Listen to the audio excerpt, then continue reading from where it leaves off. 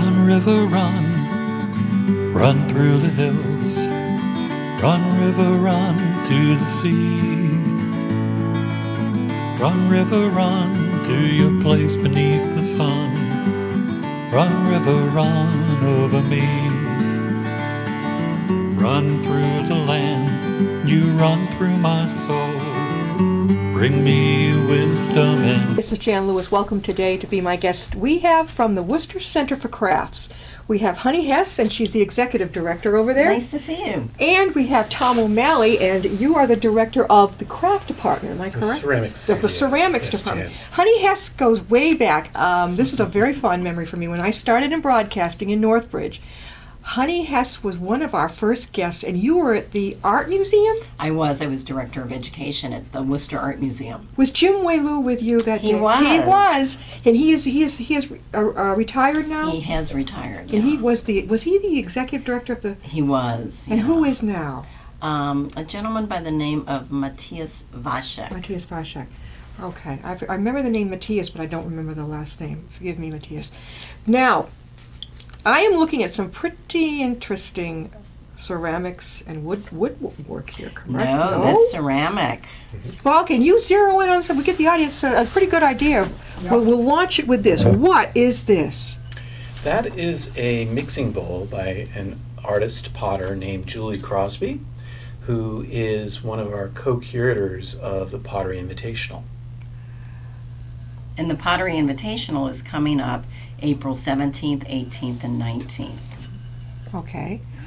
April 17th, 18th, and 19th. You know, it's funny. I love the patina on the outside. It's different from the shiny on the inside.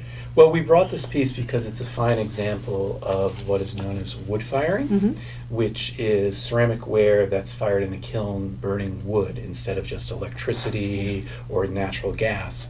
And Julie is a potter who chooses to use that method of firing. It's very labor intensive, but that method yields pottery that has very specialized and developed surfaces. That's why when you looked at it, Yeah, I you thought it looked didn't like wood. immediately know that it was ceramic. No. But it is made of clay, formed by the artist, fired in the kiln once, glazed, fired it in the kiln a second time to produce what we see in front of us. Honey, where is the Worcester Center for Crafts? The Worcester Center for Craft is at 25 Sagamore Road in Worcester. It's a very central location. It's near downtown. It's off of Grove Street and off of Park Avenue, so it's simple for people to find. Very simple. What are your hours over there? Our our classes are held 6 days a week, Monday through Saturday. So we're open in our studio wing for those classes. Our gallery and our gallery store are open Tuesday through Saturday, 10 to 5. Oh, okay. So the staff is there 5 days a week, the teachers are there 6 days a week, and the gallery and the store are open 6 days a week. Now, she told me there's a store there. Now, can you describe what you have on, honey? You girls, you know, there's a store there. Show us what you have on. Describe. Well, first of all, I have to tell you that our mission is to sustain craft as important in our community and society. And so we do that partially by giving artists visibility and creating a marketplace for them to sell so they can support themselves. So I am wearing 3 pieces by 3 different artists. All right, here we go. You ready? My earrings, which are made by an artist whose name I'm not going to be able to say, so I'm not going to try. But they're silver and coconut husks, so they're very light. Yeah. And they're very beautiful. My pen I love that pen. is a fused glass piece that was made by one of our artists in residence, Tomo Sakai, and it's just a really wonderful example of Tomo's work and also of the versatility of glass. And then my scarf, which is hand dyed and painted silk is made by Tarja Coquel, who some of your viewers who come to our Holiday Festival of Craft might remember her work at our holiday festival. But we represent over 220 American craftsmen, jewelry, pottery, wearable art, glass. We represent Simon Pierce in glassware, wood. If it's handmade, if it's American, and if it's quality, It comes in. it comes in. Joe, now you are in charge of the ceramics department. Are you a teacher? I am. I first came to clay through my desire to teach and share, and came to the Craft Center through that same desire, and have now been working with the center for over 20 years. Wow. And lead the ceramics department. My role today with the center is more administrative, but I still teach evenings, and a good part of the summer I spend in the studio teaching. And Tom still is an active maker. And Oh, okay, the this right jar here? in the middle. Right here. These two right here. No, Tom. just Nope, this this- one. Oh, this one right This here. one right Yeah. there. You made this one. Yes, I did. Yeah, this urn. It's really a beautiful, beautiful. There's no one in it, right? Not in this one. And there are no cookies in here either. Unfortunately, no cookies are Almost, or a snake, right? Yeah. This is, how long did it take you to make this? Oh, well, every piece you make is a lifetime's investment, right? Yeah. All the learning that comes with it. But I'm trained as a production potter, and Yeah. so I can throw something like this on the potter's wheel. The bottom here, the base is made of porcelain, and the top is actually carved of stoneware. Many This people looks, yeah, stone. often think it's wood or metal. But it's ceramic. It's ceramic, and I call these cloud jars. And so this energy that is part of the pattern and the design is inspired, well, all of it's inspired by landscape. And this energy to me is about the energy of the clouds and the motion of the atmosphere around us. And this is sort of the grounding element in an inverse relationship. And so, there's many, many hours in a piece like that. Can people actually, they come in, just regular, and take the classes and learn how to do this? Is that how it works? We have classes, and that is how it works. People start in any skill. You learn math. You Oh. have to learn to understand numbers first. Can and I just go then- off the seat of my pants and No. do it?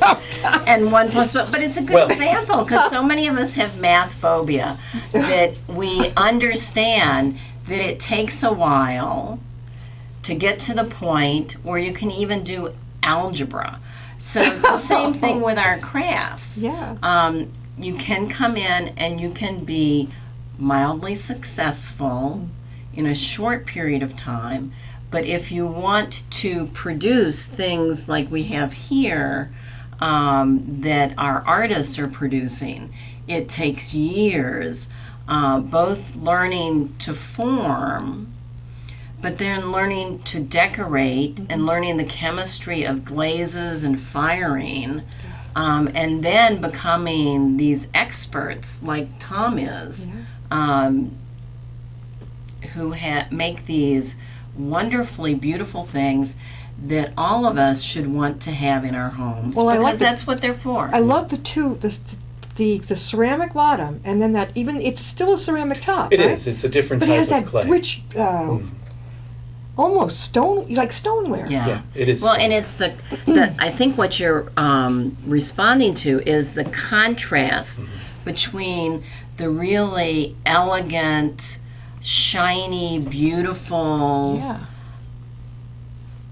vessel, And a primitive and then top. the rough, ragged, That's what I primitive like. top. Primitive. Yeah. I love primitive. Oh, I love the way you combine that. Did you know ahead of time that you would do it that way? Yes, this is a long series of forms, not just jars, but it's really a formal relationship that I've been working on for over 10 years of working with the dark clay because of its primitive quality and also handling it.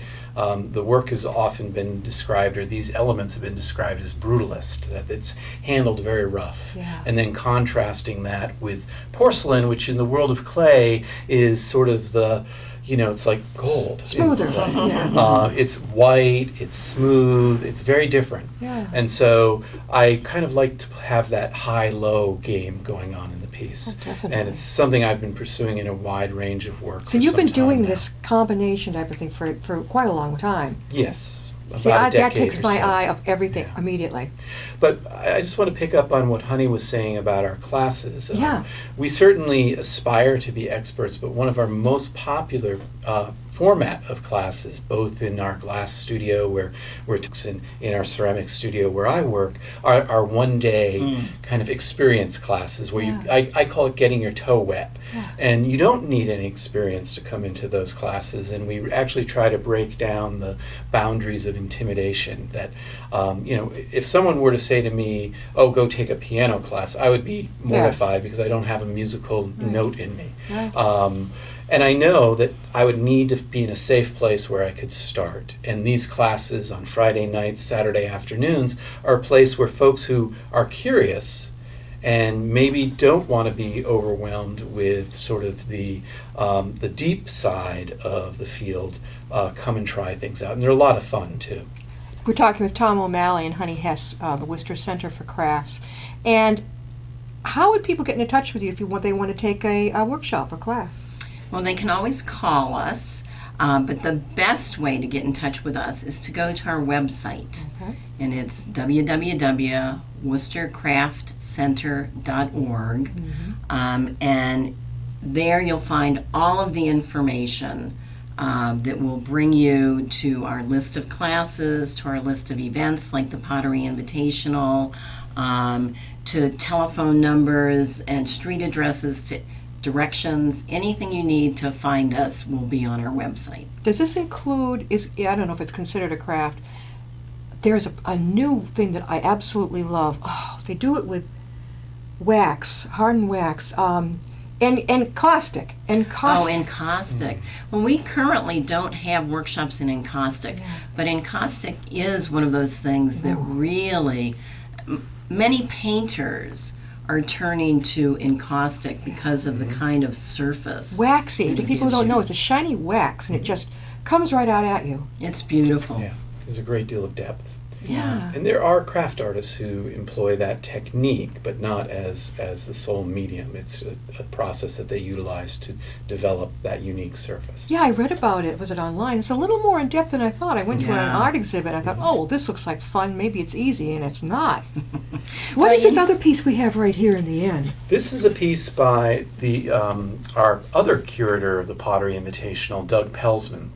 And Doug and Julie have come together to work with us to invite 18 other potters for this event on April 17th, 18th, and 19th.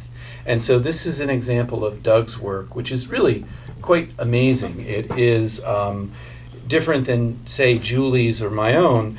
He's using an electric kiln, but he develops his surface through mark making. I love that. Oh, And yeah. his understanding and use of things that are called engobes, these little black lines that bleed when he puts the colored glaze over them. Can you and see? create a texture Yeah. that's very reminiscent of perhaps textile. Yeah, definitely.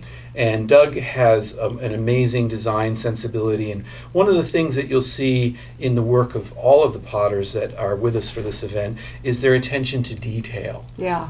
It isn't look at just yours. about the front. Look at yours. I mean, really, pottery, I remember trying it. I was living in Providence, and I was near RISD. And, was it RISD? Yeah. And I remember I went to a pottery club, just for the fun of it, ceramic Sure. club. I had to avoid the wheel. I'm one of those people that it affected like a vertigo thing. Oh. So she says, not a problem. We'll just take you aside. You do it another way. So you don't have to use a wheel. Right. That's don't? exactly right. And that's an important thing that we try and let people know about, is that since the beginning of time, before the wheel came to be, people were still creating pottery, but they were hand building it. Yeah. They were pinching it, they were coiling it.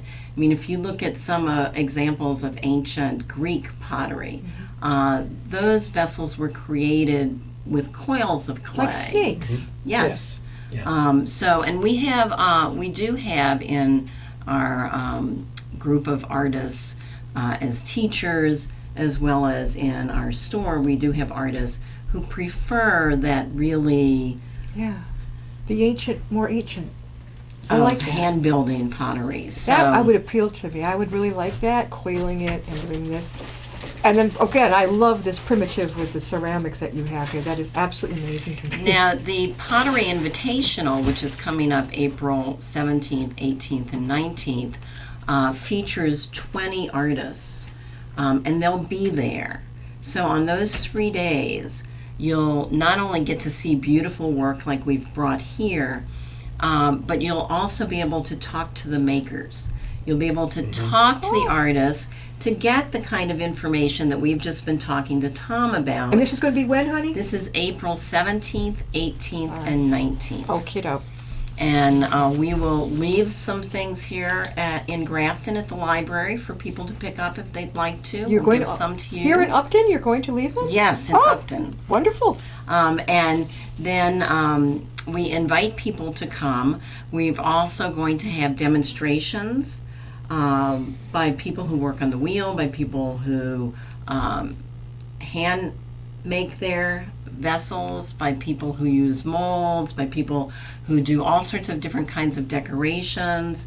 And then we're also going to have demonstrations by a flower stylist and a food stylist Food? to show how easy it is to use handmade ceramics in everyday life, because that's our whole purpose. In other words, taking food and building it into something? no, No, taking just- it, she'll be cooking it, and then she'll be showing you how you can use this as a mixing bowl and not be afraid of it. Okay. Oh, yeah. And then how you can use this Yeah. Like if you as have a party. serving plate. Yeah. And it sounds simplistic, but I think sometimes people are afraid of handmade objects because they think they're going to be fragile, whereas really they're made to be used. Yeah. For instance, this had my waffles on it this morning. It came right out of my cupboard. Are you serious? No lie. Did you put the dishwasher or your hand Oh, washer? sure. No, that Yeah, goes in it the could dishwasher. go in the dishwasher. Sure. Some Yeah, people make I things, mean- they collect dishes and they hang them, One of the things that differentiates the handmade pot is that it brings to it, as I said to you earlier, you said, how long does it take to make this? I said, a lifetime. Yeah. It brings the character of the individual. And so each morning when I reach into my cupboard or I load my dishwasher, Yeah. I'm having a conversation with what I call my friends. Because I know the people, I'm very fortunate, and I know many of the people who've made these pieces. Yeah. And that's something that we want to share with the public. We want to help you, and that's why having the potters at the Pottery Invitational is very important to us, because it begins to help you make that connection. But this work is also, while it is creative and artistic, it is also designed to be and made to be lived with Yeah. and enjoyed over time. Now, the artisans that were coming, is this already, they're already signed up, right? Yes. That they're already done. Okay, so they're already there and all people have to do is show up. Is this free and open to the public? It is. On Friday night at 5:30, we have a benefit preview. So if you're really interested and you really want to get something before someone else, I'd advise you to come to the benefit preview. And then later on Friday night starting at 7, and then on Saturday and Sunday it's free and open to the public. Okay. One of the fun things that we're doing at this benefit preview is we've given our ceramic artists a wine cup challenge. To see how much they can drink? No, how much they can make. The other side. And so our artists are creating these fabulous, I call them think outside the box wine cups. Yeah. And if you come to the benefit preview, you will get one of these wine cups and you'll be able to take it home with you that night. Okay, I got it. So it was ceramically made. Yes, and it's going to be made by some of our faculty, some are our students.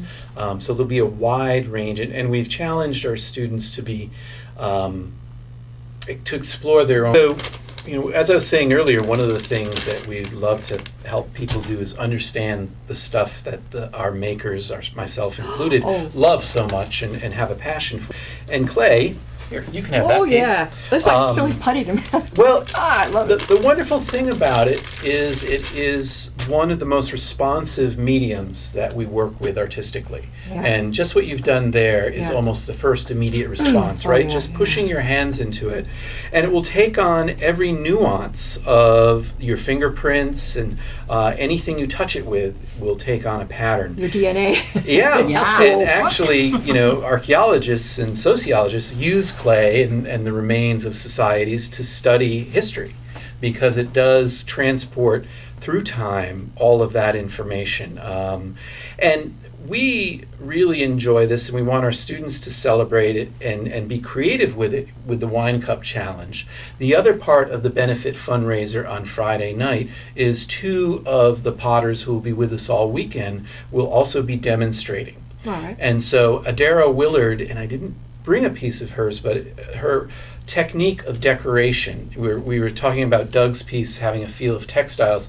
Well, you would swear if you took a close-up of a plate of Adaro's that you were looking at a piece of textile, because the surface has so much depth and character. Look where you have come so far. Yeah, I practiced a lot. Just got a little bit of a background, yeah. The other person who'll be demonstrating is Brian Hopkins, and we're talking about, this is just called a pinch pot. Yeah. This is called hand building, working with the most basic technology. We Very talked a lot cute. about the potter's wheel. That's another technology. Brian works with something that is more familiar perhaps to industrial ceramics and slip casting. Yeah. And his forms take on patterns and textures of objects that surround us every day. So a piece of wood or a metal fitting from a pipe, and then he recontextualizes them, brings them into the identity of being a pot. So he, bends them and stretches Yeah. them and connects them together Like a- and makes something really interesting, like you just did. So those demos are another part of the Friday night Thank you fundraiser. for bringing this. I mean, folks, you You know what? can keep these. Are you serious? Sure. I could keep it? Now, be yours. when I want to, thank you. Now, when I got this home, do I put it in the oven? Well, that's a great question.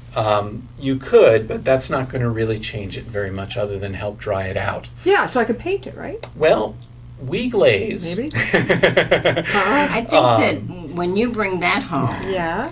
the difference from what we do at the craft center is that we bake it at such a high temperature Okay. that it changes the clay. The clay is transformed into a very hard and porous body. Yeah, and hence the name stoneware comes out of the Yeah. character that the clay then takes on. And so that piece of clay would go through a series of firings and become permanent. I've and made could a last- turtle in a shell. Is that his little head? See? And they have a little tail. See, kids, it's a lot of fun. I don't think grown-ups ever grow up. I mean, I think this brings out the play. This is also therapy. Great for people who are in depression, anxiety. Well, we work with a wide range of students, and many of our students come to our classes because they want to get away from Yeah. keyboard And the corporate or grind. the corporate grind, Oh. and they want to experience Yeah. world more haptically. They want to touch, they want to feel, they want to see things respond to their touch, and clay does that so That's my turtle. immediately. That's my turtle. And you've just experienced how malleable Oh, yeah. clay is. Yeah. This is anything but malleable. Yeah, So yeah. the clay is totally transformed by the artist, by the ceramic artist, by the potter, from this malleable stuff that needs to be handled and manipulated to create something usable through firings and glazings Yeah. to create the beautiful things that we will have on display at the Pottery Invitational. How big do you make, Joe? Is that the biggest ceramic piece you've made? That's like that urn?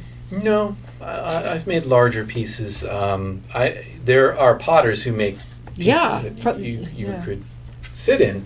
I personally don't do that, but I've made pieces twice that size. Have you Actually, I have ever one had I'm a family making come right to you now. and say, I need to put Uncle Henry in here? Yes. Oh. Well, it won't be me, but yeah, I mean, I can But see. how nice to be able Yeah. to go to a local artist Yeah. and to get something that isn't industrial and cold, Yep. and that's beautiful. It's personally made. I mean, if that's going to be your choice in life, what a wonderful thing to get an artist to help you with that decision. I think one of the things we should also say is we have an artist in residence right now who sculpts the clay and makes figurative sculpture. So clay really can take on all sorts of forms and very large things, almost life size, or the pieces that she makes can be, Oh, I love that. you know, Yeah. put into our kilns and fired. So if I came to your workshop and I made a giant turtle, you could put this into your kiln. Yeah. And then I would paint him after? You would glaze them after and it would be fired again. We are very fortunate we have a facility that can support making work of 5 feet in any dimension. And our resident artists are people who kind of push those boundaries. Sometimes yeah, it's I love scale, it, yeah. sometimes it's content.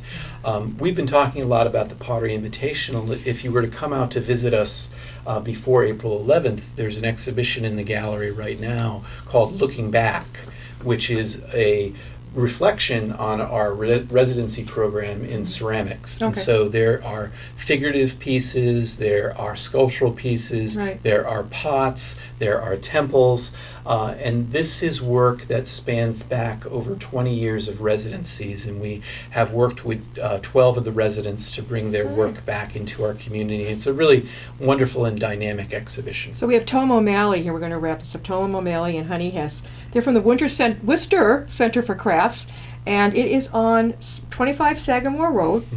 And Honey is the executive director of the center, and Joe is the head of the ceramics department. Again, before we close, how can they reach you? The best way to reach us is through our website, www.worcestercraftcenter.org, and that will give you our street address, our phone number, and email addresses to get in touch with us. And just come by. Yeah. We're Just open most of the time, Yeah. not on Sundays, except for during the Pottery Invitational, Okay. when we're open Friday night, Saturday, and Sunday. And our classes are 6 days a week. Our gallery store and our gallery are open Tuesday through Saturday, 10 to 5. And we've got lots of wonderful things awaiting people. Lots of fun. This is a fun thing. This isn't something that's drab and dreary. This is fun and creative, and I liked what you said, basically thinking outside the box. Oh, I love That's that. our challenge every day. Oh, I love it. Thank you so much, Honey. Oh, thank And you. Joe, I hope you're going to come back again, right? It's a pleasure. All right, we'll see you next time. I'll be my guest.